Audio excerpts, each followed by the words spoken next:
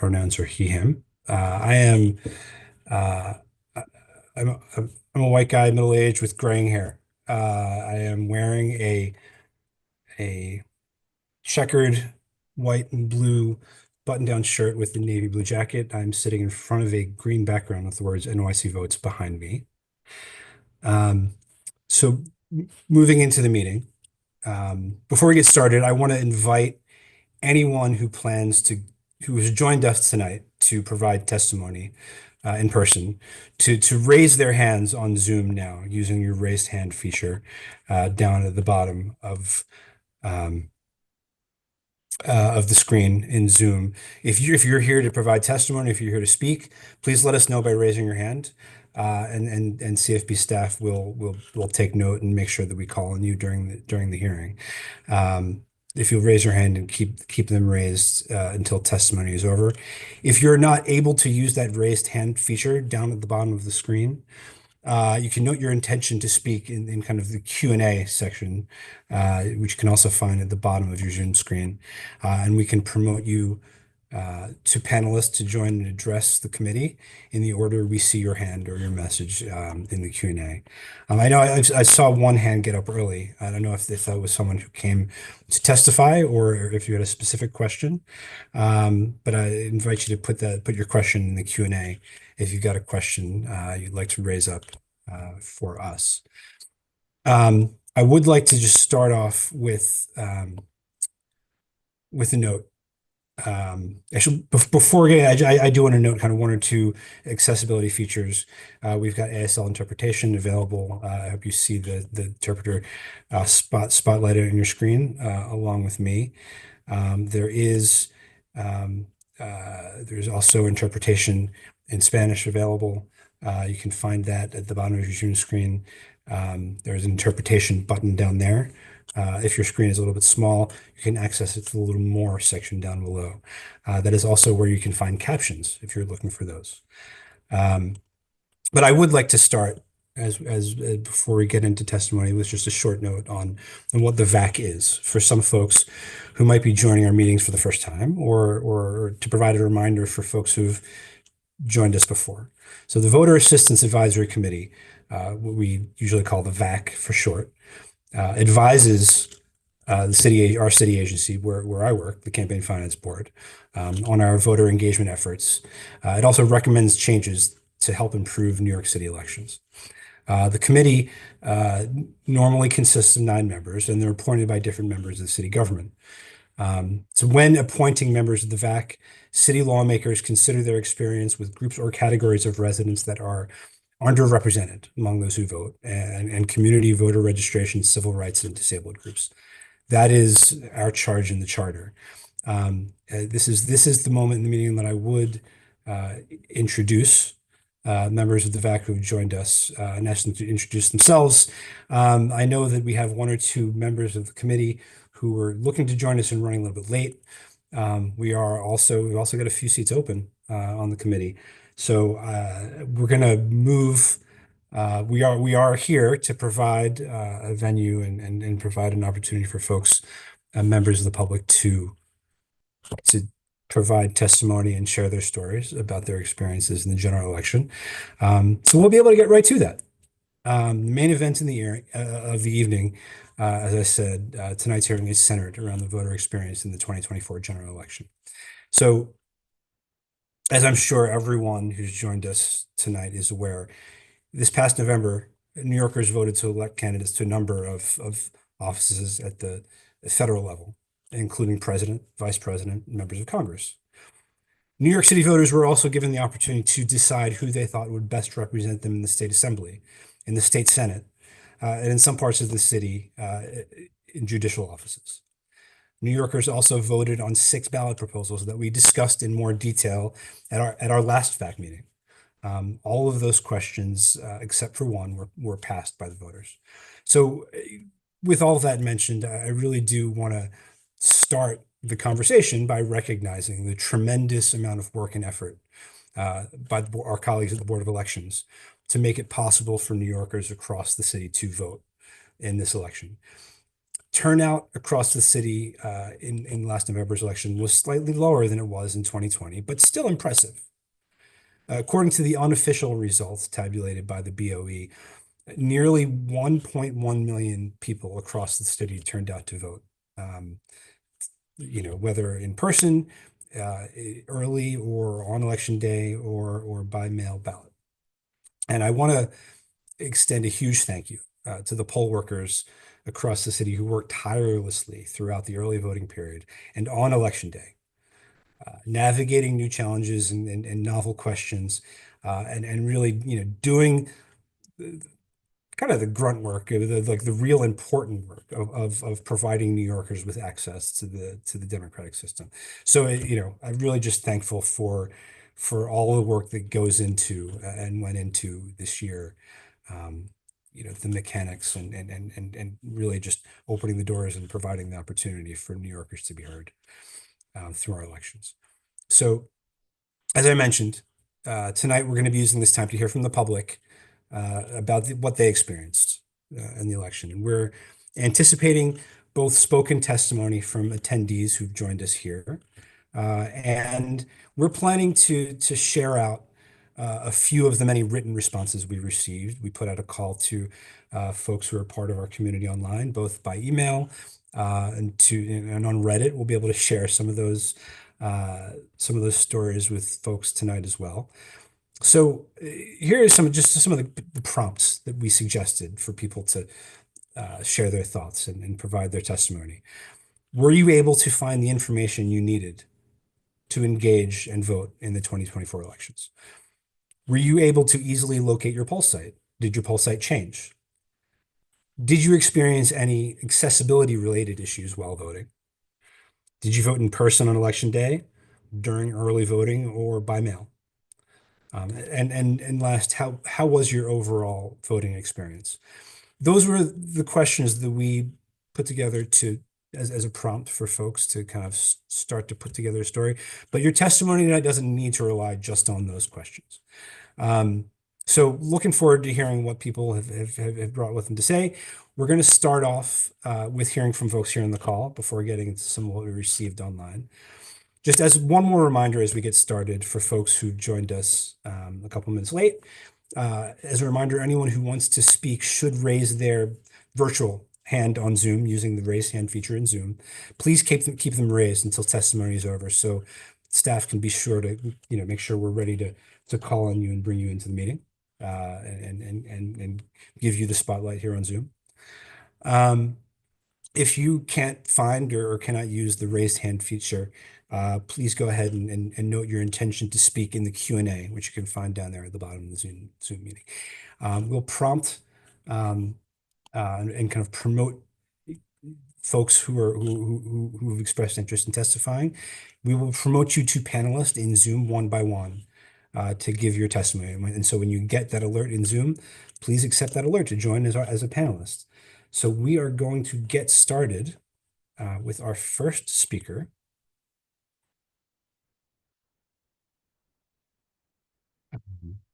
And who is, give me just a second to see who we've got here.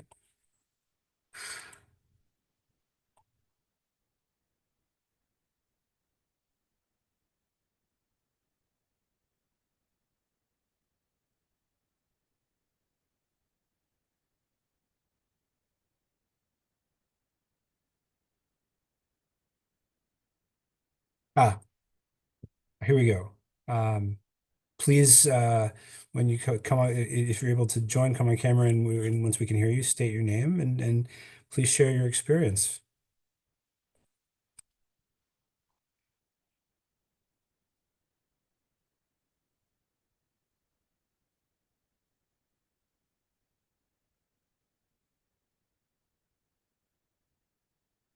EG, your name on the screen here? That's is your opportunity to speak up and be heard. Okay. I think if you're having a little challenge joining, we can move on.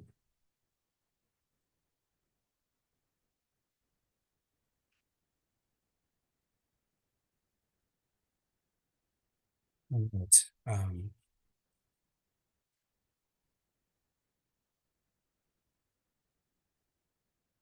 Anna, are you our next speaker? Are you able to join the meeting and be Anna Humphrey? Yes, hello. Hello. Good evening. Hi. So my name is Anna Humphrey, and I am the voting community organizer for the Center for Independence of the Disabled New York, or Sydney. Thanks for the opportunity to share the experiences of our consumers from the 2024 election. So each election cycle, Sydney coordinates a citywide poll site surveying initiative to document barriers to accessible voting. So this year, our volunteers conducted over 100 surveys across all 5 boroughs. And we also conducted a post-election survey where voters could tell us about their experiences with voting with a disability. So I have some results of those surveys. So for the poll site surveys, in Brooklyn, 14 of the 23 sites surveyed had barriers. Some of them were minor. Some more major ones included 4 malfunctioning ballot marking devices. A lot of the malfunctions that we saw were paper jams that were temporary, but sometimes they took up to hours to get someone to come fix those issues. And one particular horror story from Brooklyn was where the wheelchair lift for the building was the only accessible way to enter for a person with a disability. It had been broken for an estimated 7 years, according to a poll worker. Um, and what ended up happening was that a poll worker created a makeshift ADA privacy booth inside the lift itself, and they had a bipartisan team come out and assist a wheelchair user with voting. And the wheelchair voter did report that they felt humiliated by the whole experience. So that's definitely something of note. And then I'll just go through the other boroughs quickly. So in Queens, 3 of the 15 sites surveyed had barriers. In Manhattan, 8 of 39 surveyed had barriers. In Staten Island, 1 of 9 sites had barriers, and the Bronx had no reported issues, but it was definitely significantly under-surveyed compared to the other boroughs. So in the future, we definitely would like to see more volunteers from that area. And then with the post-election survey, we saw that 65% of people who responded voted in person. 80% of them used early voting, and nearly half of the people who responded were relying on the ballot marking device. Um, and then there were some concerns with absentee ballots reported, particularly including difficulty with understanding the instructions. So that's just a quick summary of what we saw, but we definitely want to suggest fixing and relocating polling sites that have persistent accessibility issues like that one in Brooklyn, improving poll worker training on assisting voters with disabilities and using the ballot marking device, and just overall modernizing the voting process, including enabling electronic ballot return. And that's all I have. Thank you so much. And I really want to thank you for taking the time to join us and share those stories with us, and pointing out a couple of the issues that could certainly use attention. Good training for poll workers and making sure that folks have the tools to serve folks in the disability community as well as possible is an important issue. And so I thank you for just taking the time to lift up some of those challenges and share them with us here tonight. Thank you.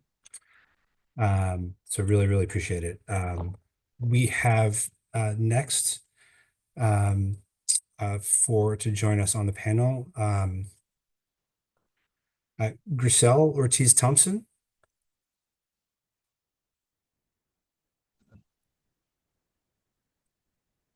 Yes, good evening. Good Good evening. evening. Thank you for affording me the opportunity. I wanted to speak on the perspective of a poll worker. Although I have various perspective, I've been a candidate on the ballot for local races previously. I've also a voter, obviously, and a poll worker for several years now. And this election, throughout the maybe 8 years I've been working, had been the most popular election, although we've had in the past. And it did present a few areas that I thought could be improved as my interaction with the voters and their feedback. That I'm hoping both the Board of Elections and the Campaign Finance Board can come together and address.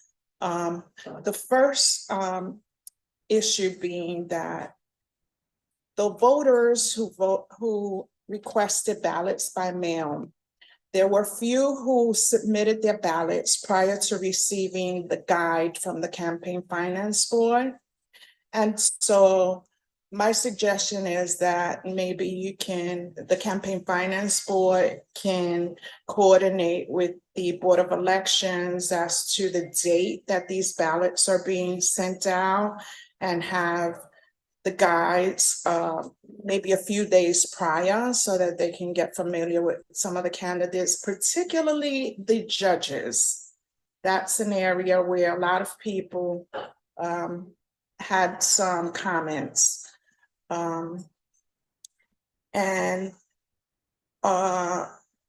also, for those who received the mail-in ballots, the area that has the date, the field for the date, was too small for some people, and they either missed putting it down, and the ballot was returned for curing, or they filled it in once they arrived to the polling site at the drop-in box. So that's another area for older voters who cannot quite see that print, if it can be enlarged. And then, as a poll worker, a suggestion that I would like to see printed on both the literature from the Campaign Finance Board and the Board of Elections is the prohibited behavior or items that are allowed in the poll site. As I said, it was very busy. It presented challenges. And so, you know, folks have to understand, especially the early risers who come out and wait online before the poll site's open. We cannot allow those drinks, the coffee, the caffeine and tea, they're not allowed. Although we did provide an area where they can leave it near these police officers so that, you know, it's not tampered with. But if that can be on the literature that is mailed out so people can understand and they don't get angry with the poll workers who are asking them not to carry it in. Also, the cameras. I know everyone nowadays wants to document and put online their due diligence, but there were instances where folks get very irate and very snappy, and they don't want to delete the picture that has been taken. And that presents a problem. And if they can understand that it's for the security and integrity of the voting process. And lastly, I know folks love their pets. However, some of these pets qualify as miniature ponies, and they are sprawled out in the poll site when it's crowded and they're blocking the pathway to walk, or they're barking or jumping up at tables. And folks need to understand that these are not service dogs. I understand they do provide emotional support, but that is not qualify them as service dogs, especially with the behavior that I mentioned.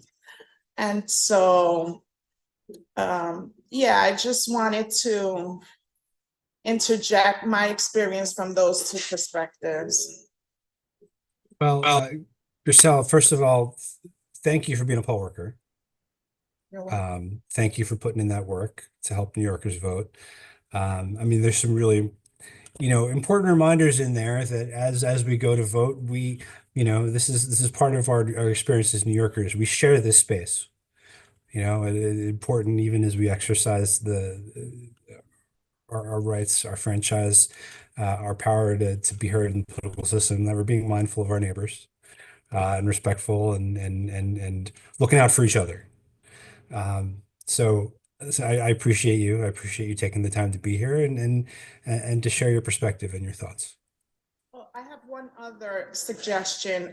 It's mostly on the Board of Elections side, but I know that that there's a representative on your board from the Board of Elections.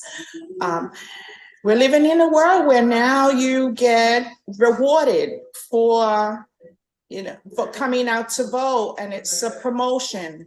So there are a lot of companies who offer free stuff when you present a sticker. And it was very popular this year, and I can only imagine as the years go on, it will gain more popularity. So if we can double up on the stickers, because often days we ran out and folks had to circle the block the next day, and hopefully we were supplied with more. People love their stickers. They do. They're big fans of those stickers. I'll say you've anticipated a couple of the comments that we'll see that we've received by email that we'll get into. I do actually, before you go, do want to address briefly one of the things that is under our control.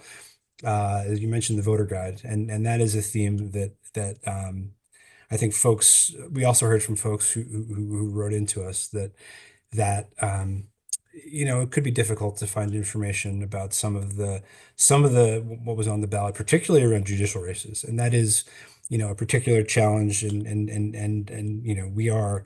It is one of those things that I think down the road we would love to be able to find ways to help inform New Yorkers a little bit better on those judicial races. We do. The great thing about our voter guide, as you mentioned this year, included a lot of information about those ballot proposals. But for folks who are kind of get right on things and get their absentee, their mail-in ballot early, you're right. There are instances maybe where folks are filling in those ballots even before we were able to get those voter guides in the mail,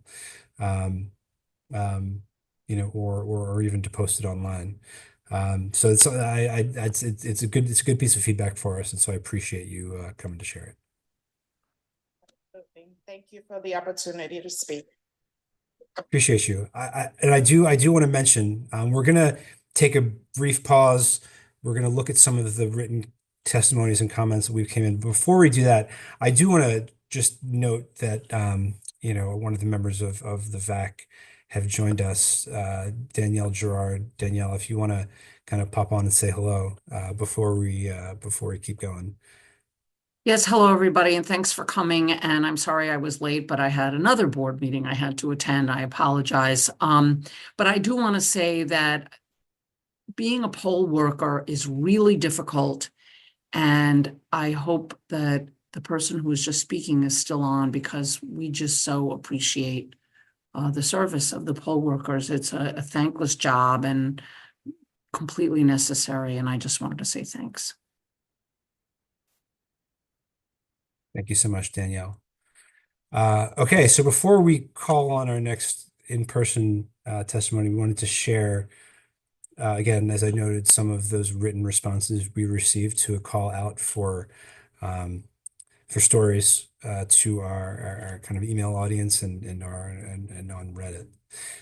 So before we get into these, I'm going to first acknowledge a written testimony that we received from Downstate New York Adapt on behalf of several other disability organizations, and it aligns with some of the testimony we heard earlier on the experiences of people with disabilities voting in New York City in this election. And you know, again, I'm not going to read it here, but we'll make that available for folks. Really thoughtful testimony from those groups. So first, just to kind of get into emails we received, and largely, by and large, the folks who responded to our request for stories and testimonies on this past election were largely positive. A lot of folks who felt that the experience of voting in this past election, it was fast, that poll workers that they met were friendly, that the experience was easy, and that good information was available to help them understand how to make their choices. You know, we did receive a small number of negative responses, so 59 positive, 15, only 15 negative, but some of the issues we heard in those experiences, folks whose experience was not as good. Folks who talked about the lines at the poll sites being slow, resulting in long waits. There were some issues with about interactions with poll workers. Folks who felt as though there was a lack of information on the ballot or lack of information about what was on the ballot. And some folks who perhaps had tried to vote by mail, but whose ballots may have gone missing. Again, a small number of those we've heard, but just important to point out those issues that that were lifted up to us. So we'll read off a couple of those. Here's an example of a positive email we got from Samantha Vattalaro, who was a first-time voter. I just want to say that this was my first time ever voting in an NYC election, and it couldn't have been easier. I registered online. I got the pamphlet in the mail ahead of time with my tag to scan at the polls and info on when and where I could vote. I ended up doing in-person early voting, which I've heard so many people say really made it accessible for them to vote around where they work. I agree. I also want to give a shout out to the poll workers at my location, St. Dominic's on Bay Ridge Parkway. It made me proud to know that there are people like them in my neighborhood who want to help. Finally, I have to say, I voted on Halloween and I loved my sticker with a little pigeon in a hat on it.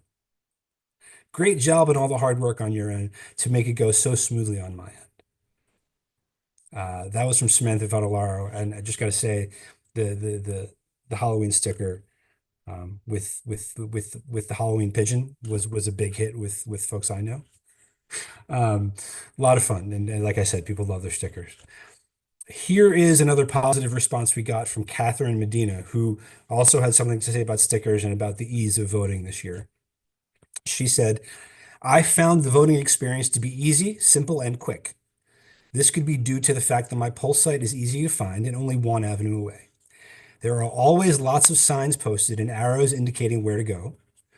And the polling site volunteers have always been kind and helpful. Bonus, they have great attitudes despite being there for so many hours. My only feedback for NYC votes, give us cooler stickers.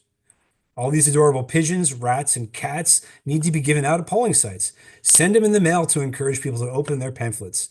Yes, we're adults. We are 18 plus years old, but who doesn't love a sticker? Every time I've gone for a vaccine, my greatest disappointment is not leaving with a lollipop. Yep, people love their stickers. So that's Catherine Medina. I will say, you know, we have, I think that this is one place where the Board of Elections and our work that we do at CFB through NYC Votes, we've both kind of arrived at the conclusion that voters love kind of animal themed stuff. So very popular with the voters, and great to see this feedback from people. So here are a couple emails like highlighting the issues and challenges, some of the issues and challenges we heard from voters. I will, just before getting this one, just another reminder for folks who are here to provide testimony in person, please raise your hand, actually use the raise hand feature in Zoom, and we will get to you after getting through these next couple of emails. So this email is from Mary Hawkins, who had something to say about translation issues at the polls. So Mary says, I voted early, super easy.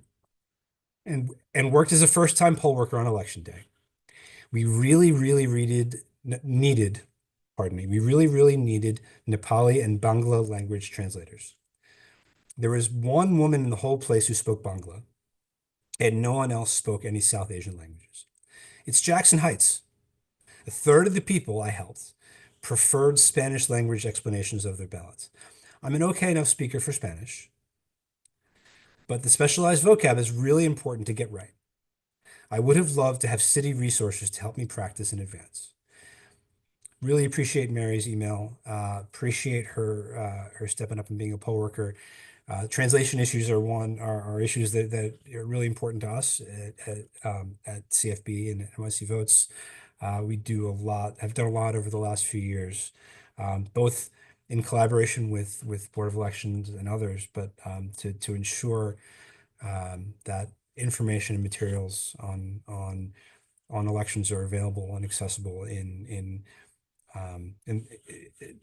the broad range of languages that are included in kind of the city mandated languages, which is now up to 13 beyond English. We publish the voter guide and a lot of our information. So, we know challenges getting all those resources to every poll site. And thank Mary for writing in about it.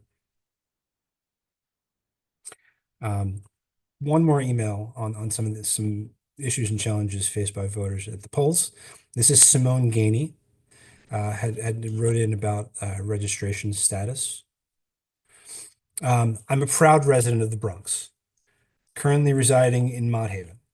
At 36, I've had the opportunity to vote in a number of elections. However, this year was by far one of the worst experiences I've had as a voter. Upon checking in, the poll workers had trouble finding my information. After about 2 minutes of trying to locate me in their device's directory, they then informed me that while they did locate my info, my voter status was somehow listed as inactive. As you can imagine, I was confused by this and asked for some sort of clarification as to why this was the case, and no one could give me an answer. I was instructed that in order to successfully vote, I'd have to complete an affidavit or cast a vote before a judge at a local Board of Elections location. I called the Board of Elections to see if I could get some additional information, and the representative I spoke with also told me he couldn't explain why my account's status was changed. No assistance was given. Well, thanks Simone for writing in and sharing her story about this issue. The difference between active and inactive status is sometimes it's a deal that not all voters understand why they end up on the inactive list. One thing we can say just a little bit about it. If the Board of Elections sends a notification address to you as a voter, a notification mailing to you as a voter, and it is returned as undeliverable, if the Board of Elections sends a confirmation notice to a voter that goes unanswered, those are reasons a voter may be moved from active to inactive. If someone changes their address but it's not reported, or if someone hasn't voted in a long time, these are all reasons that a voter could be moved from the active to inactive lists. The remedy that was proposed to Simone is the right one. If voters who are moved to inactive status do have the opportunity to vote by affidavit ballot at the polls, and those affidavit ballots, if the voter is truly eligible to vote, that affidavit ballot will be open to be counted. So, understanding this, that can sometimes feel like a hiccup at the polls, but what I can tell from this email, if Simone was truly marked as inactive, then she was offered the right kind of remedy at the poll site. But thanks, Simone, for writing in and sharing that story. So I'm going to pause here. We're going to turn back to the folks who've joined us tonight to provide testimony in person. Our next speaker joined us for a few of these hearings, and I want to turn to Kathleen Collins. Kathy, if you're with us, I think we're going to promote you up to the panel to share your testimony. Good evening. Thank you for having me here tonight. And I totally agree with the statements made by Anna Humphrey from the Center for Independence of the Disabled New York. Um, I know several disability organizations have put in written comments that you have received. I just also would like to state that Sydney's survey does demonstrate that this system still needs a lot of improvements for voters with disabilities. Um, I myself, Kathleen Collins, speaking just for me, I would like to ask the Campaign Finance Board to create a program on what is a BMD, how it works, and its many benefits, and that this information be disseminated not only to the disability community, but also to be part of any program to other organizations, so that many times people become disabled and they don't identify as being disabled, even though a BMD would be helpful to them, such as many times people who are older have visual disabilities and but don't recognize that they have visual disabilities and might be helped by a ballot marking device if they only knew more about it. I knew that it's a way to listen to or read your ballot, and that it does have, you can enlarge the print there. You can change the background in that to make it easier to read. Or if you have reading issues, that you can listen to it. And a lot of people don't know about this. And it's really amazing that even in the disability community, so many people don't know about the ballot marking device and what it can do for them. So if we can start a campaign on that, that would be great.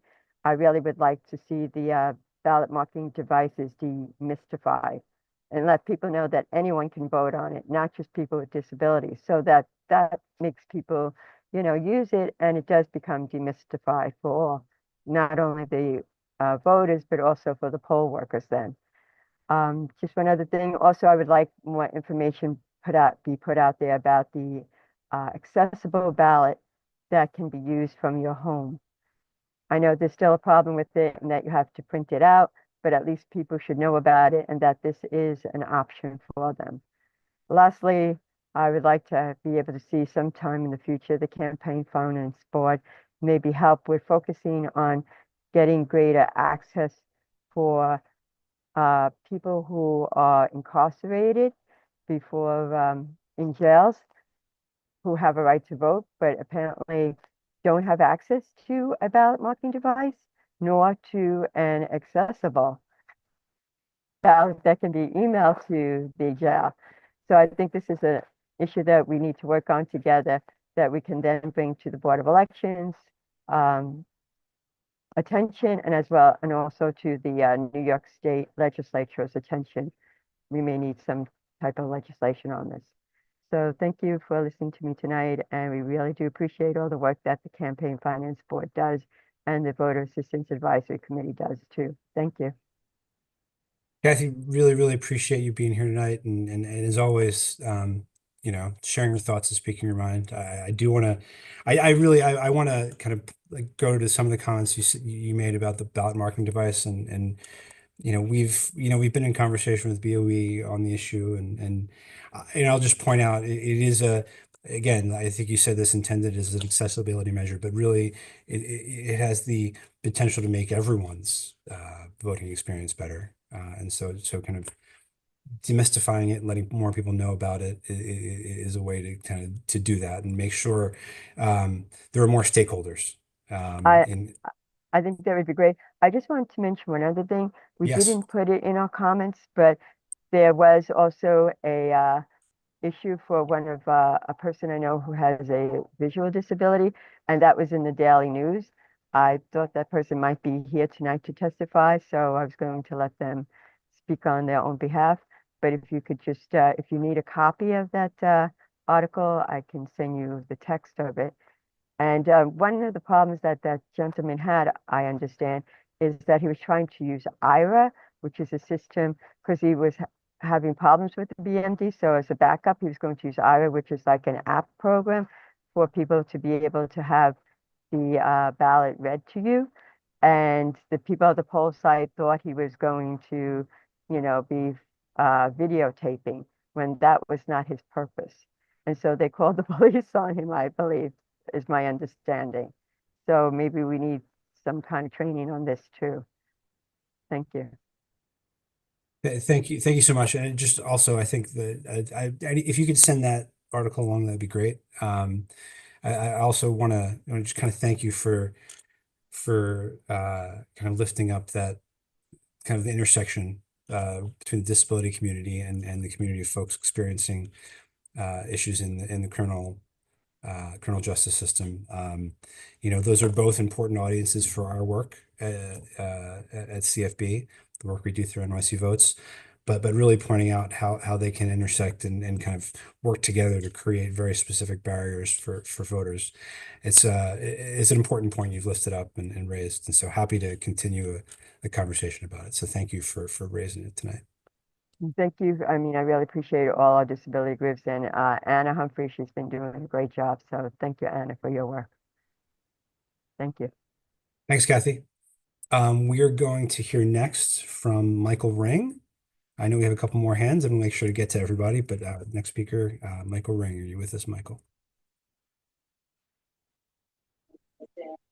Hi, I'm Michael Ring. I'm also part of Downstate Adapt, and I'm part of Disabled in Action. I'm a board member. I'm also a poll worker, a coordinator on election day, and I'd like to speak as for my experience as a poll worker. And I'm also a member of the Accessible Voting Advisory Committee with the Board of Elections. One of the poll workers earlier talked about the problem with pets in the polling places. We work hard at creating a manual and creating rules. And when I went to my training, the trainer actually had us open to the page that said, pets are not allowed, and an emotional support animal is considered a pet. And we opened that page and she said, I don't care what it says, let anyone with a dog into the polling place. And when I was working early voting, I felt like I was working in a kennel. The person at the front door of the polling place was told, let in a parrot if it's on someone's shoulder. It's not up to us to decide. So there's a big disconnect between the planning and the manual writing and what the coordinators actually do. And it would be great if we would take things a little bit more seriously, because it wasn't in this round, but I've been working for 7 years, and dogs have gotten into fights in the polling places, and they weren't service animals. It wasn't a good thing.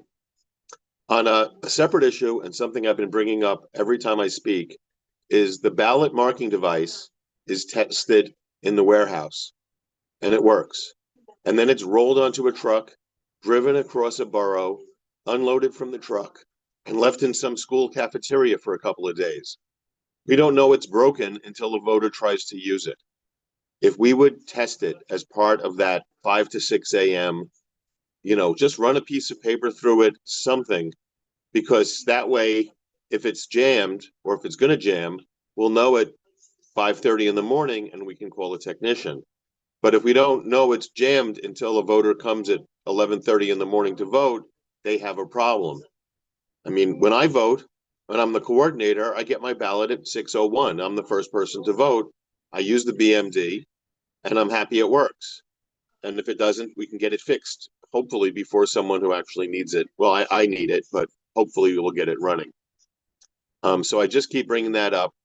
And by the time we start testing them at 5:30 a.m., I'm sure we'll have new machines by then anyway. But I'm hopefully in the next election, though, the accessibility clerks and the line management people will have a better script to keep everyone's pet outside. And thank you. Michael, thank you for being with us. You've been with us through these meetings for a while, and thank you for coming back and sharing the stories that you kind of experience out there. Thank you for doing what you do as a poll worker. I'll go back to what I said before. As New Yorkers, we all share this space. It's important to look out for each other, be mindful and thoughtful of our neighbors. Thank you. So that certainly extends to who and what we bring with us into the poll site. And also just again, your comments on the ballot marking devices are noted, and it's an issue we've talked about a bit. I kind of go back to Kathy's comments about sort of creating more users for those devices, so we've got more eyes and more people kind of ready to as stakeholders in that conversation about keeping them active. I know there are a lot of challenges about managing logistics at a couple thousand poll sites all around the city. Don't pretend it's easy, but we have a responsibility to clear whatever barriers we can for folks to participate fully. So thank you for your comments. Thank you. We are going to have one more speaker before going back to some of the comments we got online. I want to call on Farain Griffith, who's back with us to share some thoughts. Farain, are you there? Farain, you're still muted. Sorry, we still can't get it right. So happy holidays, everyone. Thank you for having me. Great to see you all again. Yes, so I want to comment on twice on being a voter and a poll watcher. So as a voter, so I want to agree with Kathy that there should be more education on the BMD and who can use it, because I'm part of the coalition Rev Up with Kathy, and every time I go to vote, I vote via the ballot marking device, and I'm always ushered to not use it, to use the privacy booth. And when I went to vote early this last time on the first day of early voting, I had to tell the poll worker that was at the BMD, you're not supposed to tell me that, because he was being adamant of, no, keep going. You're going down to the next, to the next thing, which is they had one singular privacy booth. It was 15 privacy booths at this particular early voting site in Harlem, but one was like all the way in the corner. And I said, no, I want to use this. This is what I said. And then, so I made a complaint to the coordinator. And that's not the first time that's happened with me. I think I report on this a few times already. Like I said, I am a member of the coalition downstate with Kathy and Michael. And so I try to support the voters with disabilities, advocacy work. And so I use the ballot marking device and encourage others to use it as well, because it is, as Kathy stated, for everyone and anyone. So now, as a poll watcher, I want to echo Michael, because a couple of polling sites that I was at, it felt like it was a dog park, like it was dogs walking all over the place. And when I said something to the coordinator, and she said, oh, well, we can't stop them. We have somebody outside the door. And a poll worker came in. Just a side note, I used to be a poll worker trainer. And when I was doing that a few years ago, the policy is about the language. So the policy is about the language. So if you ask every person that has a dog, is that a service animal? They're always going to say yes. Right. So the language, when I was doing the training a few years ago, the training stated, you say no pets allowed. So if someone actually has a pet that's not a service animal, they would say, okay, and then take the pet outside, or come back later without the pet. So the woman came inside. The woman came back in, the woman from outside. The coordinator went and got the poll worker that was outside, and she came in and she said that she was representing the ADA of the BOE, and she says, no, we don't say that. I'm letting them in. I'm asking them, is it a pet? And I said, well, that's not the trainer that I remember. Now, it's been a few years since I have been a poll worker trainer. But nonetheless, if you ask everybody, is it a pet, or a service animal, excuse me, they're going to say yes. The same thing in the supermarkets. Like my supermarket the other day, I felt like I was in a dog park. And in the supermarket is what I experienced, what Michael experienced about dogs fighting in the supermarket. And then the owner in the supermarket said they can't stop them, the city, yada, yada. But I want to go back to when voting. This wasn't my experience, but I was poll watching and people were calling me because they knew, and several others, they knew that we were poll watching. There was an incident where voters were over voting. As you know, we have fused voting where a candidate can be on, say, for example, the Working Families Party and the Democratic Party, but you're only supposed to vote in one party, right? And sometimes people, they see a candidate, so in this particular case, it was Vice President Harris and Tim Walz. They were both on the Working Families Party and the Democratic Party lines. And when any time a voter went to cast their vote, the scanner would state that it's an overvote. And it says you can reject the ballot and then, go and get another ballot, which, you can only have 3 attempts to cast your vote. So what was happening in Brooklyn, specifically, it happened once in Harlem, but it was ongoing in Brooklyn. The coordinators were calling commissioners from Brooklyn. The commissioners were telling the coordinators, yes, they can still cast their vote. They wasn't giving the voter the opportunity to decide. They were deciding for the voter. So the scanner automatically tells you you're overvoting. Do you want to cast it as is, or do you want to take it back to receive another one? And Brooklyn, at a particular voting polling site, they were telling them to push it through without giving the voter the chance. Unfortunately, I missed the hearing and my days got all confused, and I never got to submit a written testimony for the hearing that took place last week, Wednesday. But that is very problematic, right? So they were casting. So what happens, what people are not aware of, so when you overvote in this particular race, that race doesn't count, but the rest of the ballot does count, right? So as we're having that for the top of the ticket, so there were several voters that were told to just press the button to say, yes, you're going to cast it as is, which now that vote for that particular race, which we know was the top of the ticket, did not vote. So it was a large amount of voters, over 24 in one particular site in Brooklyn. And again, one of the Brooklyn commissioners was involved in this, and they had the wrong information that was telling the coordinators to let them they can still press it, just let them press it and don't worry about it.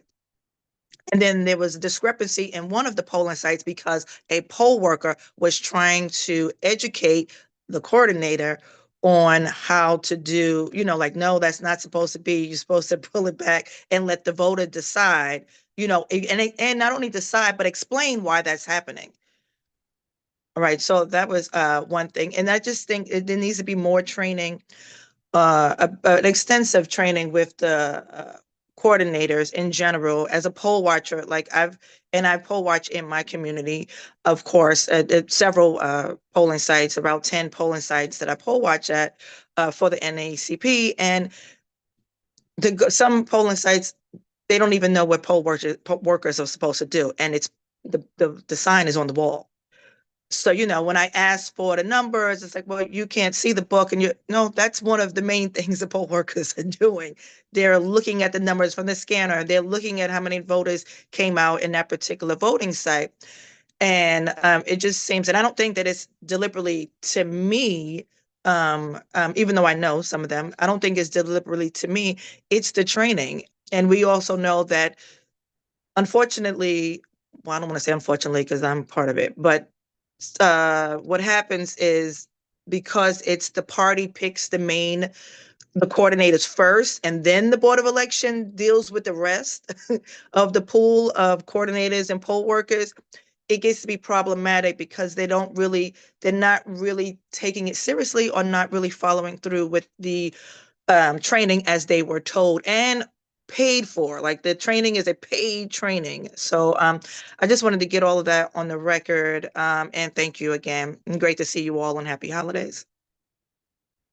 Fran, thanks for coming back to share those thoughts, and thank you for the work you're doing. Again, working at the poll sites those are long days. So really, really appreciate you. And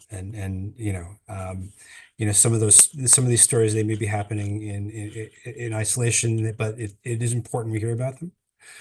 Important to get information to the Board of Elections, and it sounds like, folks at the BOE are aware of some of these issues you've raised. But just really, really happy you took the time to be here and share that experience with us. All right, we are gonna go back to some of those comments that we got online and want to share those with folks here. We've got I know we have at least one more person with their hand raised waiting to testify. So we will get back to you as once we get through these next few slides and comments we received from our online community. So this is to our community on Reddit, and we had a little bit more of a balance of responses we got to kind of our prompt and call for stories and testimony in the election. We got 10 responses that were positive, and folks, much like folks who emailed in, wanted to share that their voting experience, it was easy, was fast, and they felt it was accessible. And we got roughly equal number of negative responses, a few more, 12. And some of the issues we heard from this group, that they couldn't find enough information about what they were voting on, particularly on the ballot proposals and judges. We got a few issues about complaints about poll workers, various issues at the poll sites, and including comments about accessibility. So if we go on to that next slide, we can share a few of them.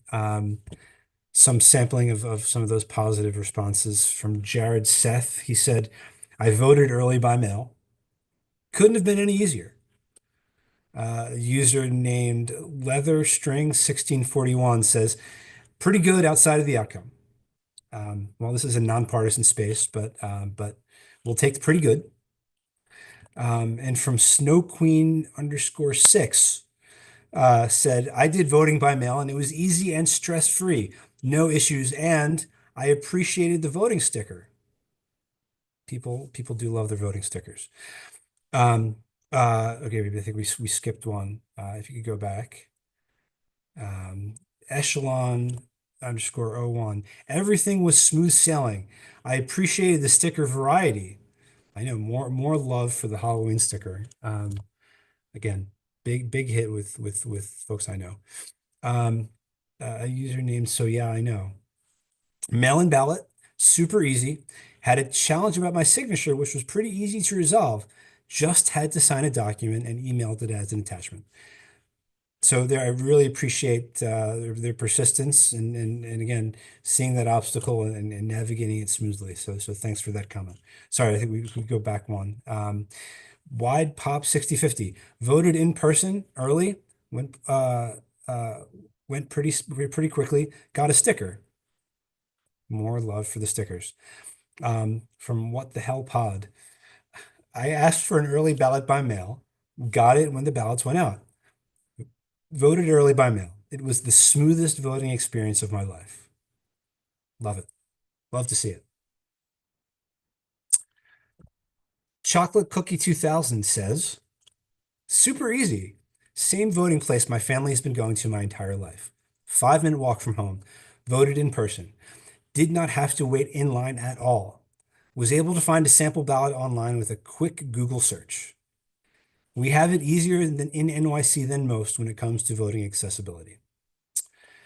And Frog Mickey says, "My experience was very good. I voted early. There's a buzz in the air and people were happy.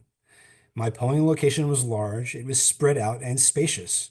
There was no line at all, no line to check in, and no line for a booth to vote.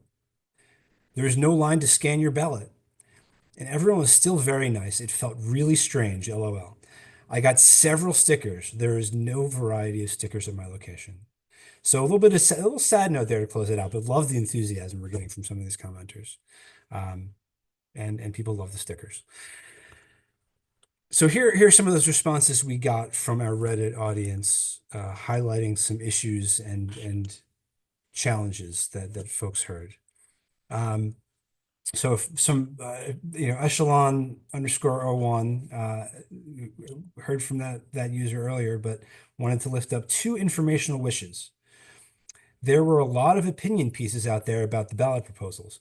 I never successfully found the actual text of the ballot proposals despite searching a few times. Every year we're asked to vote for judges.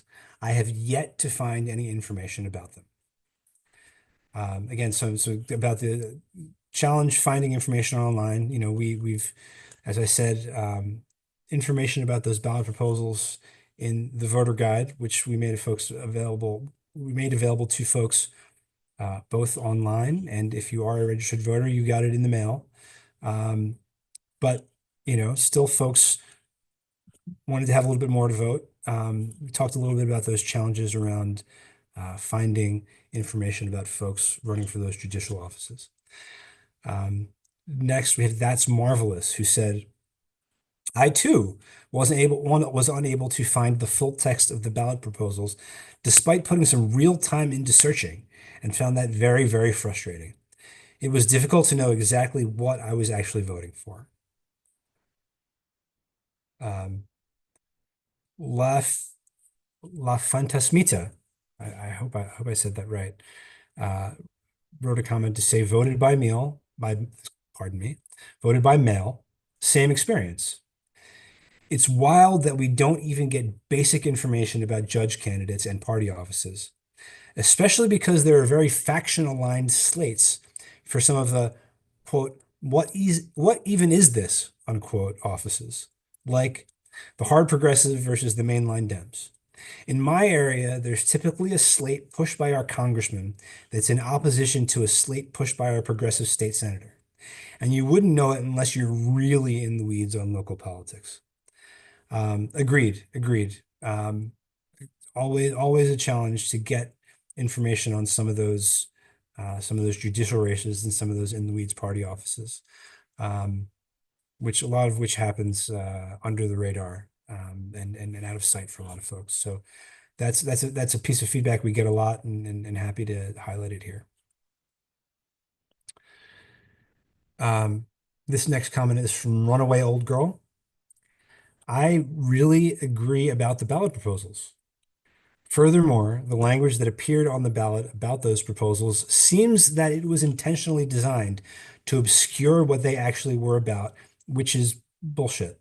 This is this user's comment, not mine. Pardon me. Again, the ballot proposals on the ballot, that language is written by the Charter Revision Commission, and or by state statute in the case of the state constitutional question. Sometimes that language can be, obscure in legalese, and so it is really on organizations like ours and other folks working on providing information to voters to help kind of provide information in language that is accessible. It is a challenge we have every year when there are questions on the ballot. So despite the language, really happy to lift that comment up.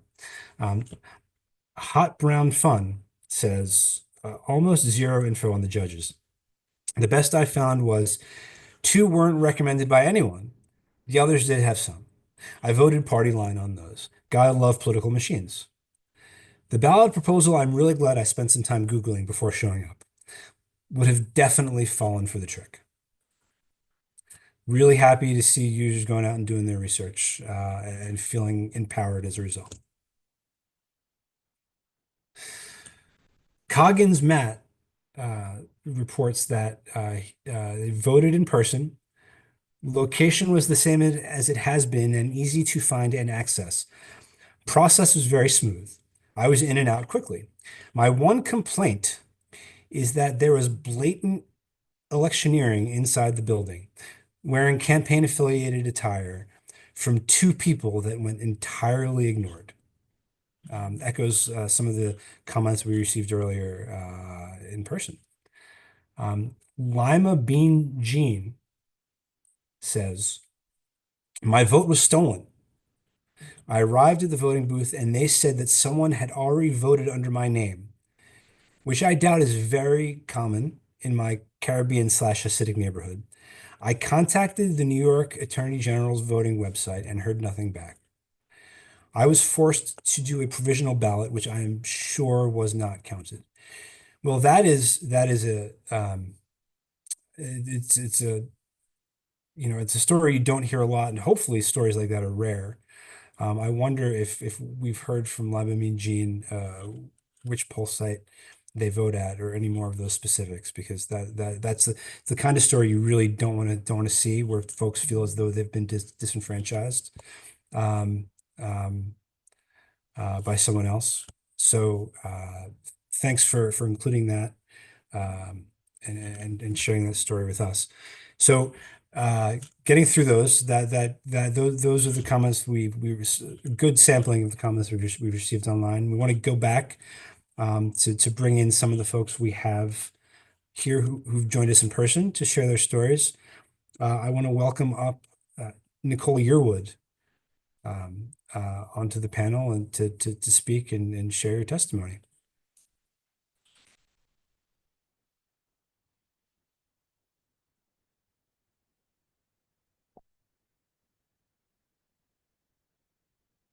Nicole, whenever you're ready.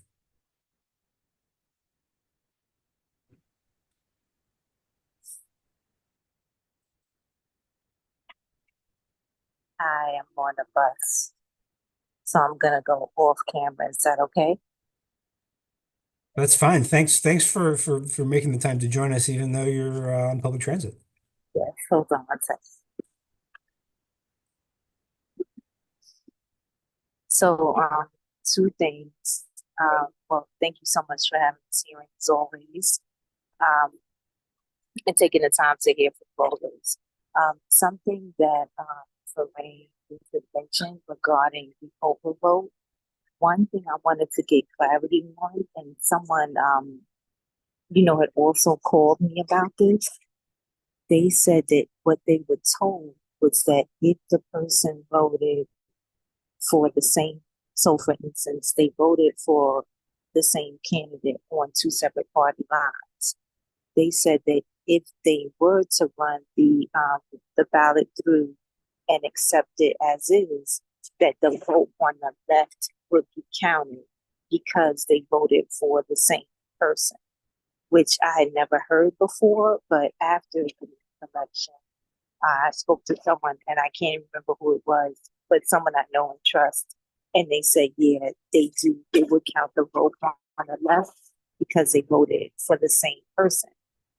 And I said, I think that what was confusing and slightly alarming is that if that's for the case, then why would the ballot be rejected? Because I think that's what made the poll worker concerned, as well as the voters. So that was one question. And then the other thing is, I had someone call me because their sister went to vote. Their sister's a regular voter. The people at the poll site, they know her. Her name was not on the voting rolls. And then there was someone else who contacted me who votes regularly, and they found that they were listed as inactive.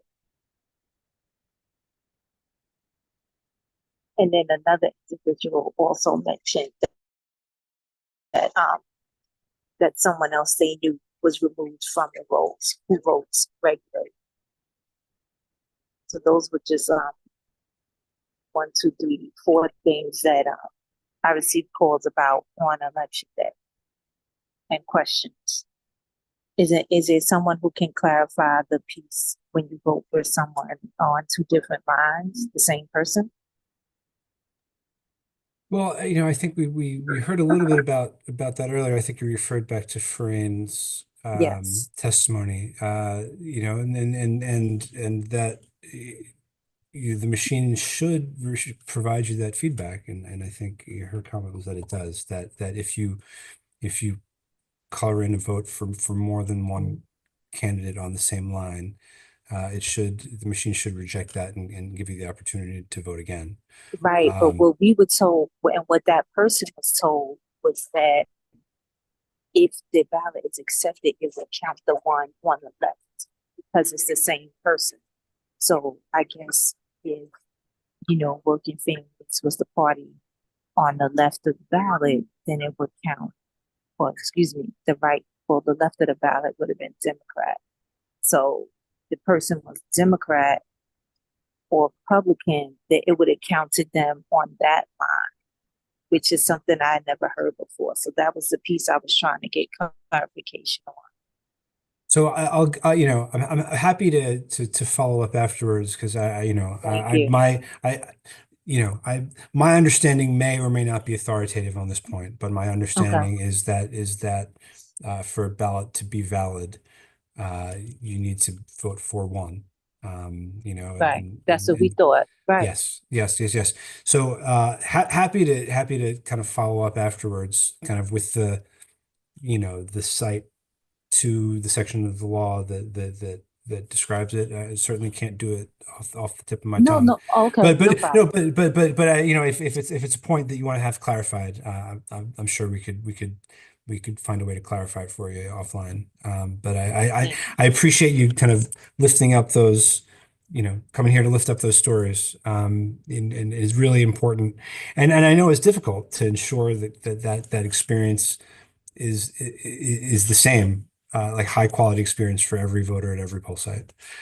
So we always hear stories after elections of places where information, people may be getting different information at different places. Right. So I think it's always useful to share those stories, to point them out to the Board of Elections when you can. And this is a venue for those stories to be shared, and we can, if there are specifics that you have to kind of share with us, we can make sure that our colleagues at BOE get those stories as well. Yes, and I also shared it with the borough commissioner for the borough where it happened. But I guess my other question is, was there a purge this year of the voter rolls? Because then there was also like a little back and forth with some of us because some people were like there had to be some sort of purge, Hmm. and then people were saying, well, there was no purge, and we're like, but people we know who vote regularly were not on the rolls. That's the thing. Yeah, I'm not going to try and If answer you just can't answer, because that's fine. That's but fine. because I know that there's certain voter roll maintenance tasks that the Board of Elections is, does and is required to do, but I don't want to try and give you bad information. So Okay. I don't without having the answer, I'm not going to try and make one up for you. But Understood. happy to to again kind of connect with some of our folks who may follow it more closely and reach out with an answer. Thank you so much. That's all for me. Wonderful. Thank you, Nicole, again for all your engagement and for coming back and sharing your testimony with us. Thank you. We are going to hear next from Tashima Lessie. Tashima, are you here ready to join the panel?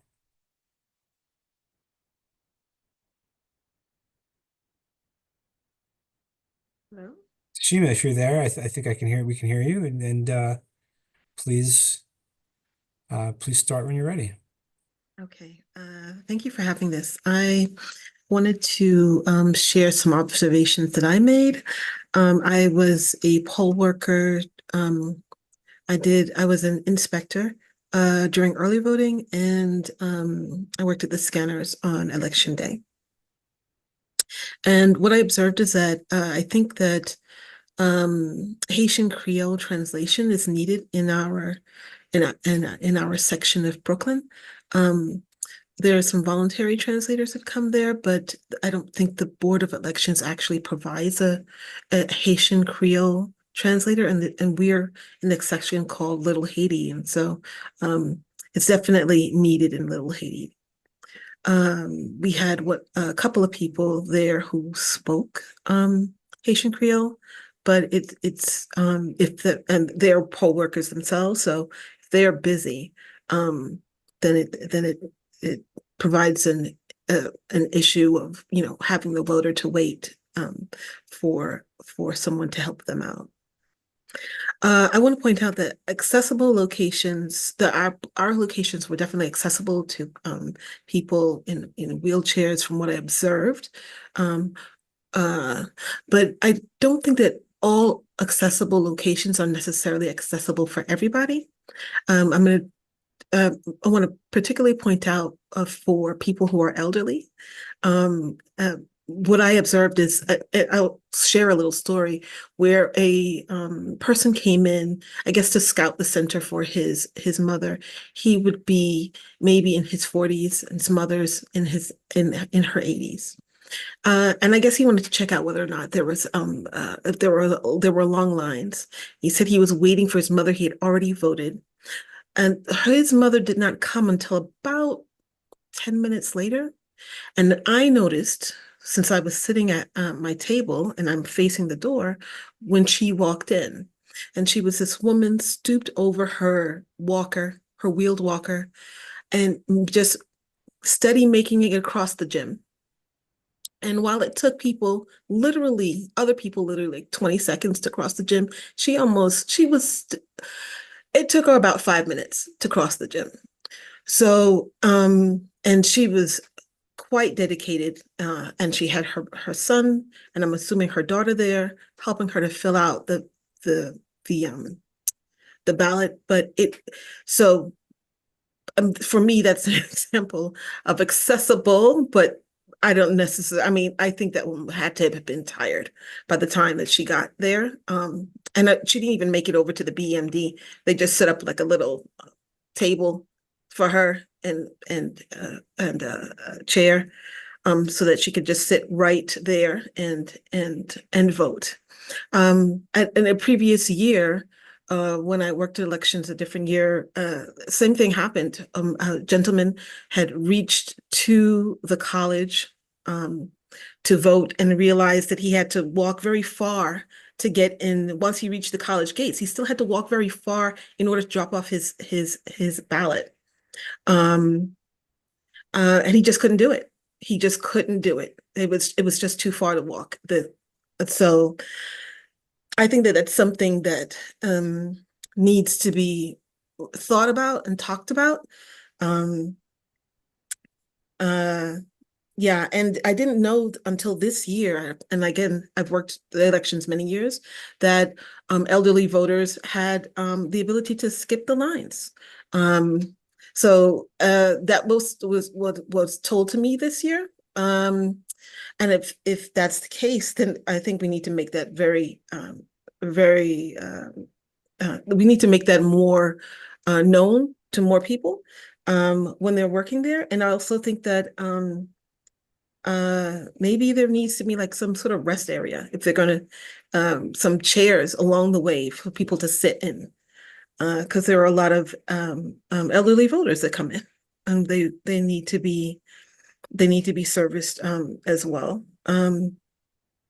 So people mentioned before that there were a lot of people who were confused as how to fill out the ballot, especially if there were two candidates in the same line. Even if there weren't two candidates in the same line, it was still confusing for people to fill out the ballot. I noticed that there was some reticence to challenge some signatures that had changed dramatically, and we were gently encouraged in some cases to not to challenge them. Because the reason given was that, well, people's signatures change, so don't worry about it.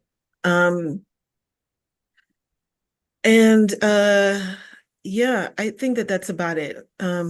Farine and Nicole covered the issues with the ballots being rejected by machines. So when you voted for two people who were under different parties, two of the same people under different parties. So yeah, that's what I have to say. Well, Thank you, thank you for working at the polls. Thank you for taking the time to be with us tonight. Thank you for sticking through towards, this long into the meeting. Really appreciate you making the time to share those stories with us. Just goes back to kind of what I was saying before, where we all share this space. We're all kind of, brushed up close to get each other. We all got to take care of each other. Even as, we collect to make our voices heard together around election time. So I just really appreciate you taking space here in this tonight's hearing to share those thoughts. I want to give one last call for folks. If there's anyone who's joined us tonight and hasn't gotten a chance to speak, but plan to, please use that raised hand function in Zoom. We will call on you and get you up here. I see one hand up. Warren Henkin, if you'd like to join the panel and share your testimony, please, let's go. Let's do it. Going to find myself here. Hi, my name is Warren Henkin, and I'm a poll worker at one of the larger sites in Manhattan.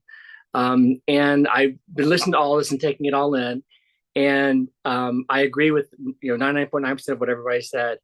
And I think that there's a couple of opportunities that I think that NYC Votes could really help us on, not just the voters and the poll workers, but just the whole process itself.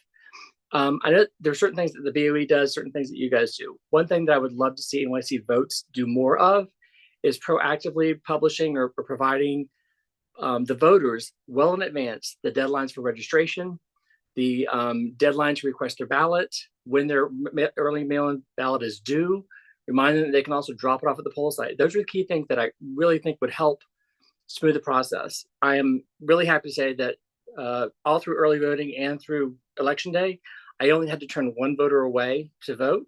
It was because he was not registered in New York State. Everyone else, we managed to figure out, where they were and all that stuff. So that was a good thing, but just getting that out there. The fast passes have been wonderful. I saw more of these this year than I've ever seen in my life. They were fantastic. So that has been working really, really well. Another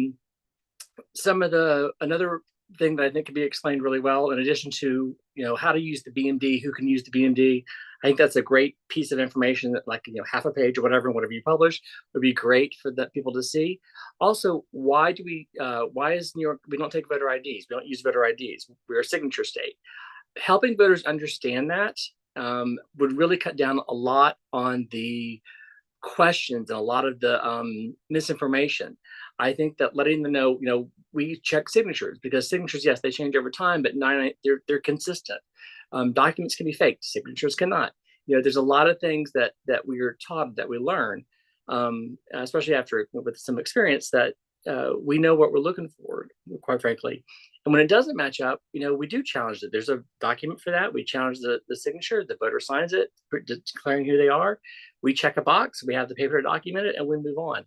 I think a lot of the challenges or the problems come in when we aren't teaching the poll workers how to communicate to the voter. So, your signatures don't match, you can't vote, or there's a problem with it. I'm not challenging you. I believe you are who you say you are. I'm challenging your signature. It doesn't match. I just need you to fill out this form stating you are who you are, and we turn that in. It could be very, very simple. I think a lot of it is how we say things to the voters.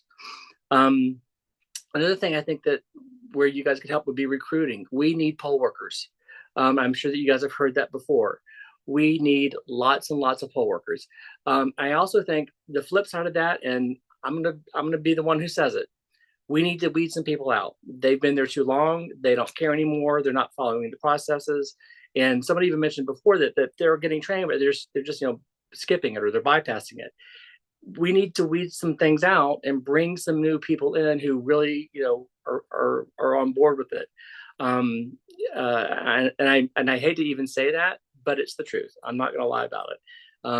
There's people who've been doing it for probably 30 years that might not need to be doing it anymore. I'm just going to say that. I also learned a couple of new things tonight, which I did not know, that there are accessible ballots that people could print from home. I did not know that. I've been doing this for years, so thank you for that. One thing that I think should get clarified is, can voters use personal devices to assist themselves in voting? And that's probably a bigger state legal issue and a board of election issue. but that's something that I think you guys should take up.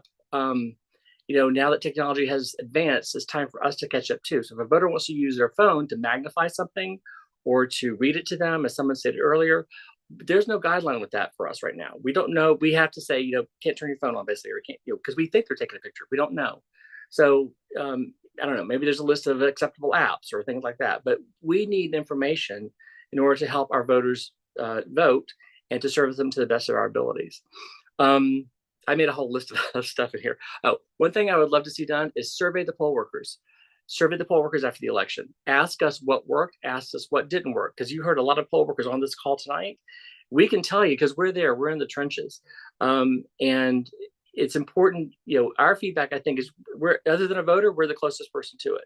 Not the people in the office or the Board of Elections or the monitors or anything else like that, the trainers. We're there on the ground floor. We're at the very front. I apologize to our ASL interpreters. I'm talking really fast and I'm sorry for that. So sorry, guys. One thing I also agree with Michael on was about the testing the BMD. And I'm not sure if you're aware or not, during early voting, we test every printer at early voting on every morning. So testing the BMD every day, every time it's being used every day is not hard. And I think maybe that's a coordinator thing, maybe it's a BMD person thing. It doesn't take that long to set it up, and they can be doing other things. So it can be done and it should be done. I completely agree with that. That's a fantastic idea. And last but not least, talking about accessibility. I work at a very large site. We have 15 tables, 12 scanners, 2 or 3 BMDs. We're a pretty big site. We have 2 ADA privacy booths, or 2 disability privacy booths. There are people who might not need the BMD, but they're in a wheelchair or they're in a motorized thing. They need a lower place to actually complete their ballot. So we need a few more of those. Maybe having 4 at a site, at a large site, maybe more than 1 at a small site. That would, I think, also help our voters who might not be able to quite reach that, and the other one's full. So just wanted to put that out there. I think that's everything that I had written down. So yes, I think that was it. Okay. Warren, Thank you. thank you for being a poll worker and for your commitment to help New Yorkers vote. First of all, thank you for making the time and hanging out with us and sharing these thoughts. There's really there's a lot there. I'll touch on just the first piece. Kind of the role that we as NYC Votes can play in helping inform New Yorkers, helping more New Yorkers engage and participate in the political process. All of the kind of basic info about how to engage in the deadlines. It's important information to get out. This is a great excuse for me to plug our NYC Votes marketing engagement efforts. You saw me before read a few of the comments we received on Reddit and via email. You can sign up for election alerts with us at our website, nycvotes.org. If you are on social media, just about anywhere, except for TikTok, we don't do TikTok. There has been a government ban on TikTok, but if you're, Reddit or the platform that's now known as X or Facebook or Instagram, you can find us at nycvotes.org. You can find us at NYC Votes. At NYC Votes. That's how I got here, was because I was invited from whoever runs that. So yes. Amazing. So on all those venues, we're sharing information with voters about those registration deadlines, about the early voting dates, where to find your pulse site, making sure people have access to our voter guide when it's available. Providing information about opportunities to volunteer and help get the word out to more New Yorkers. So lots and lots of information available. Please connect with us. Please join our community. I know the folks who are here know about it, but please spread the word if you can. I do want to thank everybody for coming. I know there's been some conversation kind of in the Q&A with some additional information that folks are. I want to thank Jared Berg for providing some information and perspective on the difference between an overvote and a double vote that goes a little bit beyond my sort of detailed knowledge of how to mark the ballot. So thank you for engaging on that point, Jared. Tashima added that she just wanted to mention there at her poll site, a lot of referrals made to another location, I guess from folks who maybe ended up in the wrong place, and a number of inactive voters. And so if you'd like to provide us with more information on some of those so that we can make sure that eyes get on it, please do. Any additional questions, I'll say any additional questions, pieces of written testimony, information folks would like to share, you can email that to us at press@nyccfb.info. Again, please share with us at the email address press@nyccfb.info. Really, really appreciate you being here. The folks who are with us. Thank you again to everyone who gave testimony tonight and submitted written testimony leading up to the hearing. These post-election hearings, they really provide a great opportunity for us to hear from the public on their experiences and really to make those stories accessible to everyone. So I want to thank you again to our colleagues at the Board of Elections and all the poll workers, those of us who joined us tonight, for all of the hard work it took to put on this election in November. And I want to thank my colleagues at CFB. I want to thank, we've got a little bit of a skeleton crew here tonight with some folks who are away at a conference, but I really want to thank Sarah Schreib, who helped us put this hearing together, is sort of working on Zoom in the back end, and Hidel also, who's really been instrumental in kind of helping us keep this going and keep everything in order as we put this hearing on for all of you. So with that, I want to close and just say thank you one more time. Hope everybody has a really brilliant holiday and a happy new year, and we'll see everyone in a couple months in February. Good night.